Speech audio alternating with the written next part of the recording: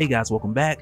So we are getting into Heroes Return issue 1, which really and truly is the conclusion of Heroes Reborn. But in this issue we get a number of things cleared up, like Hyperion's mysterious weakness, and the mysterious council which Mephisto had mentioned before, which may be a precursor to something much bigger later on. So let's get into it. But first, if you're new to the channel, be sure to subscribe to catch the spills every week, and don't forget to hit that bell up top so we can squad up in the comments for the first hour.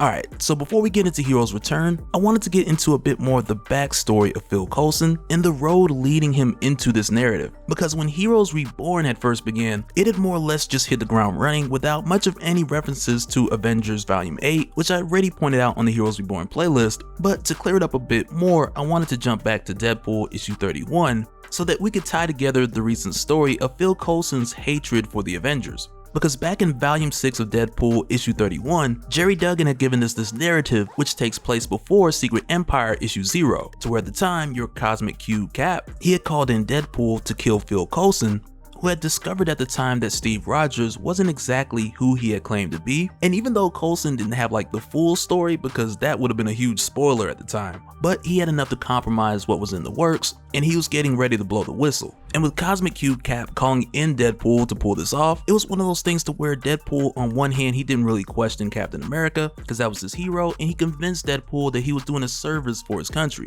But then again, when it comes to hiring Deadpool for a hit, he's really not that hard to convince. But in the case of him going after Phil Coulson, after shooting down Lola, Coulson had then made his way on foot to a nearby off-the-book safe house that he had inherited from Nick Fury that was also equipped with a safe room. But the thing about safe rooms, like, they're only really safe if you can get that door shut. And in this instance, when Coulson got in, Deadpool caught up with him just in time to get an arm inside the door before he could close it. And even though Coulson tried to plead with him and tell him he was on the wrong side, but with hearing this, Wade didn't listen, because how could the wrong side be Captain America's side? And with that little space he created through that open door, Deadpool reached around and put one in Phil Coulson's chest, effectively completing his mission and killing Phil Coulson with death by reach around. But then after this, when we go over to Avengers Volume 8 issue 10, it's towards the end of that issue where we get the surprise reappearance of Phil Coulson, to where he just pops up and he pays General Ross a visit, telling him that he has a solution that'll step in to where both S.H.I.E.L.D. and the Avengers failed. And General Ross at the time was like, hey, I don't know how you here, but as long as you handed me a W, I'll take it.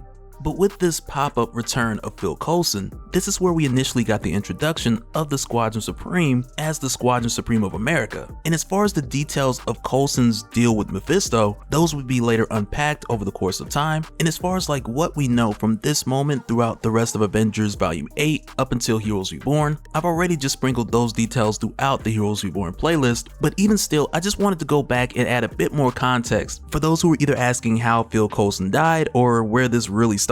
But from here, going into Heroes Return issue 1, it's here where we see President Phil Coulson, who's taken down Peter Parker, The Thing, and Reed Richards, who had initially came to him about unusual energy readings, but much like we had seen President Coulson do with General Ross and J. Jonah Jameson, he gets them out of the way in order to keep the secrets of this world under wraps, which for the record is exactly why he got killed in the first place, heading into Secret Empire. But after this, we see President Coulson head over to Wakanda with a couple of fighter jets who he's already ordered to drop payloads on the Avengers and the Squadron Supreme of America if they're in the way, saying that even if a few of the members of the squadron die, it's not the end of the world. And on the surface, it may seem like President Coulson's either going on this killing spree or he's just like, let whoever die, whatever. But you also have the case of him heading to Wakanda with the Pandemonium Cube, with every intention of rewriting this reality after the Avengers are defeated. But after this, when we then jump over to Wakanda and we just jump right into the fight between Hyperion and Thor, and off top, Hyperion is like, you're the guy who vomited on my girlfriend. And when he says that, Thor is like, man, you're gonna have to narrow it down a little bit. You gotta be more specific. Because I guess over the ages, Thor has just vomited on a lot of girlfriends. But with going back and forth between a lot of these fights, there are a lot of buffs and peculiar twists that are going on. Because for one, you have Maya Lopez, who is the Phoenix, going up against Zarda, and Zarda just runs through these flames like it's nothing. And in another matchup, you got Dr. Spectrum, who's going against Brandy, the Star Brand baby. And this matchup I kind of like, because Dr. Spectrum, he's like, okay, I don't fight kids, even if they have the Star Brand. But then cute little Brandy's like, I don't need you to fight, I just need you to cry when I break you. Because she wants her revenge for him killing Rocket. But even seeing her seek vengeance, like, it's adorable. But then after this, we got Black Panther going up against the Blur, but because T'Challa's not a literal speedster, he does have to get a little bit crafty in order to either catch the Blur when he's running circles around him, or use his Panther-like speed in order to keep up with the Blur. And with seeing this, like, it's pretty nuts how close T'Challa is able to keep up, and he expresses while doing this that Vibranium remembers what it's like to be a meteor, which then makes me just think of the whole G.I. Joe fast running suits thing. But with this happening and T'Challa being quick enough to just keep up with the Blur, he then gets up behind him and he just shreds the ligaments from the back of his legs. And with doing this, he lets the Blur know that he had intentionally done just enough damage that the Blur will be able to walk again. And when he does this, the Blur's devastated because he's like, man, without my legs, I'm nothing. And he tells T'Challa, like, I may crack jokes every now and then, but this is my life, man. This is my world.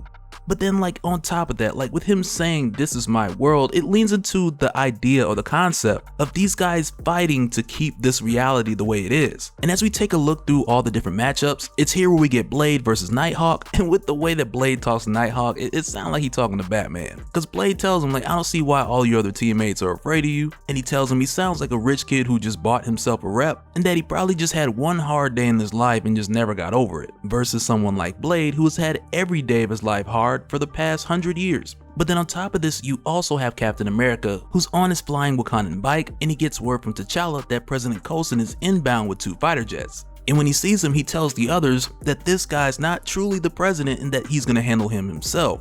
And when Cap heads in, it's here where we see Carol Danvers, who's in one of these jets. And as soon as she sees Cap, she's like, that's Captain America. And they're like, no, it's not. She's like, yes, it is. They're like, no, it's not. Yes, it is. And they try to tell her like Captain America was killed in action, so she's clear to engage. But even still, Carol Danvers doesn't follow these orders, which have trickled down from President Coulson, because she finds it suspicious that even in this world, and better yet, especially in this world, that someone would get the orders for her to shoot down anyone who's wearing an American flag, which then gives Cap the opportunity to take President Coulson head on. But then it's from here where we jump back to Thor versus Hyperion, to where while they're fighting, Hyperion notices that he's being drained once again. And while he's pounding on Thor and just telling him how America has enough gods we don't need anymore, but then it's here where Thor tells him like, you idiot, like this isn't America. And not just that, but it's because of what Wakanda is built upon, that is the thing that's making you weak. And as Thor continues to go in, he tells Hyperion, like a friend, like, you know, we all have our weaknesses. So where for Thor, his is mead and beer and wine and rum. But then as he smashes Hyperion through the ground into like this pit of vibranium, he then asks Hyperion like, can you guess what your weakness is?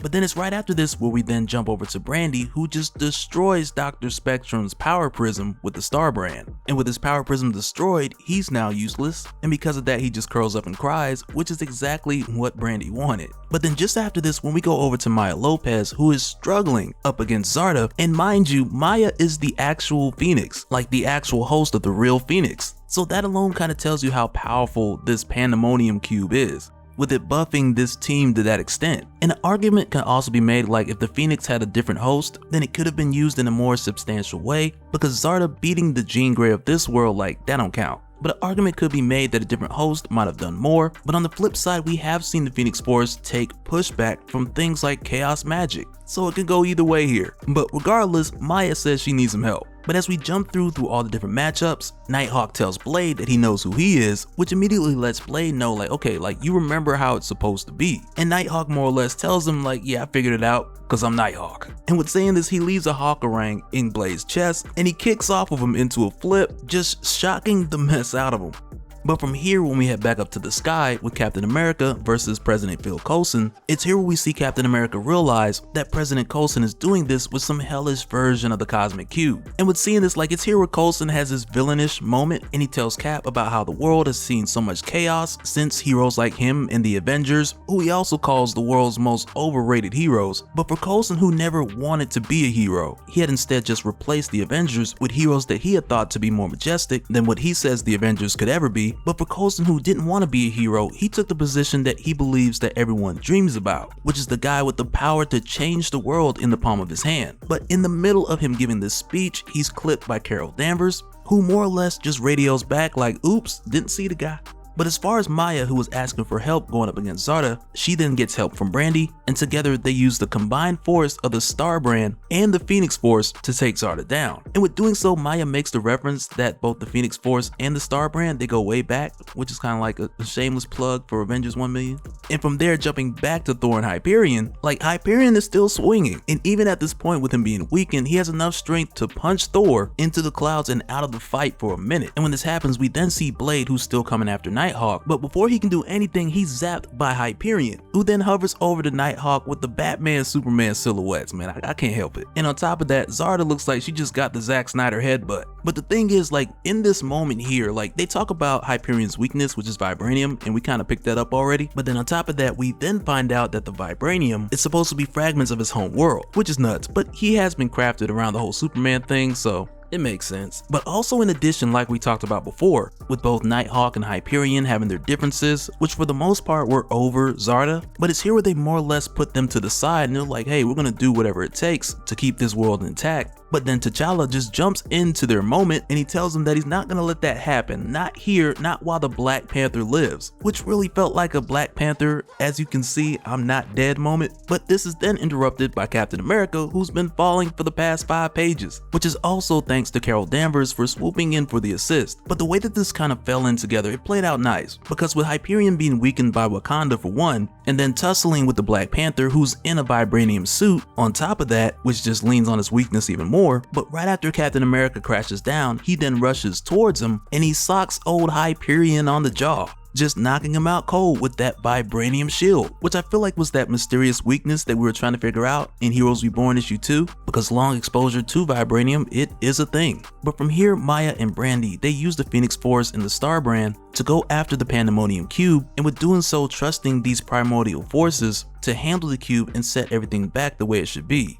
But while they're over there cooking reality back to normal, Nighthawk then just has to get the word in, like, I want y'all to remember I was the last man standing.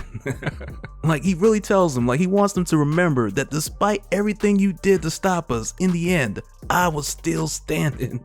But it's funny also because Thor's like, alright, we'll see after you catch this hammer one time. Like, we'll see about that.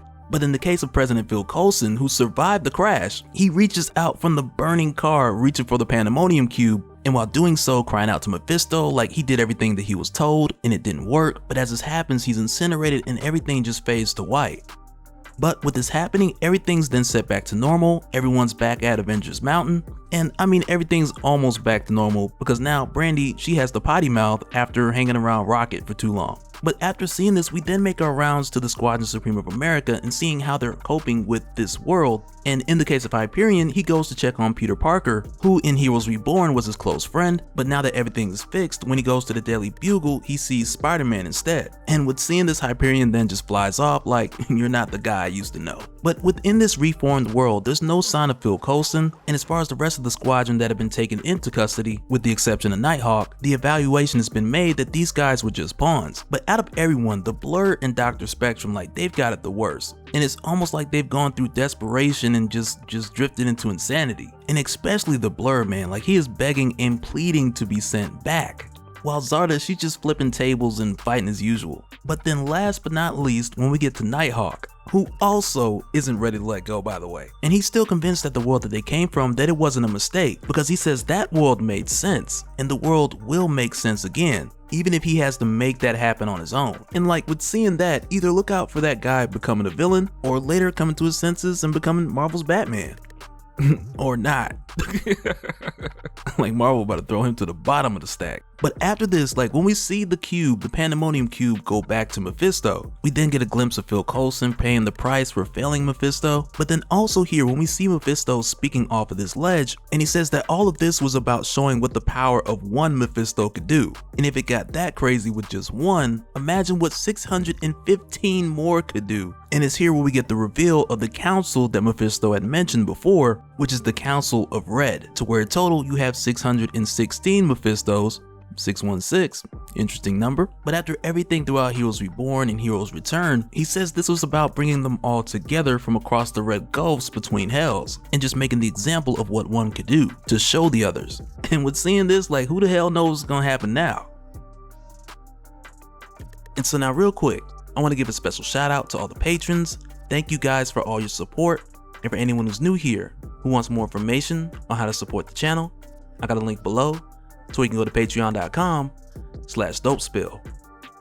But that'll do it for this one, guys. Let me know your thoughts down in the comments about everything, like for Heroes Reborn, Heroes Return, because for me personally, I enjoyed it. It was just like a fun, wacky ride. And it's nice to see some of those every now and then, because some of this stuff may roll over into events in the future, like Mephisto in the Council of Red, and some of it may not, like Nighthawk.